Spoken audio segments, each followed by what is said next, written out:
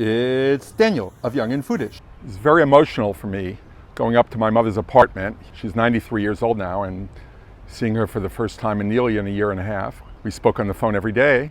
Maybe not every day, maybe I missed a couple of, most days I spoke to her on the phone. And I didn't want to come to my mom's, that's her building behind me. I didn't want to come empty-handed, so I went to Zabar, that institution that my family's been going to since the 70s, and picked up some smoked salmon, cream cheese, bagels, and of course, pickled herring and cream sauce. And then rushed up to see my mom, give her a big hug, and cry a little bit.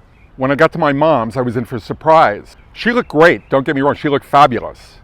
But when she saw my Zabar's bag, she looked at me and said, Zabar's? We don't go to Zabar's anymore. What do you mean we go to Murray's?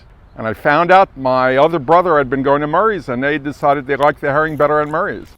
They even liked the onions better. More of them, thinner sliced. And I was floored because I had been home for 10 minutes for the first time in 17 months, and I'm in the doghouse because I brought Zabar's rather than Murray's. I had to go to Murray's to find out what's the big deal on Murray's. Why is it so much better than Zabar's?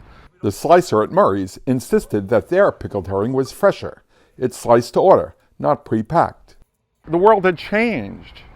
We knew the effects of the pandemic were enormous, but this was no more Zabar's. Now it's Murray's. I told my mother I had gone to Murray's to check out the herring, and she thought it was a very generous gesture on my part, and that I was kind of acknowledging that Murray's was the thing. And so now I'm back in the we. We go to Murray's. And I'm in there. I'm back in the family. Love you, Mom.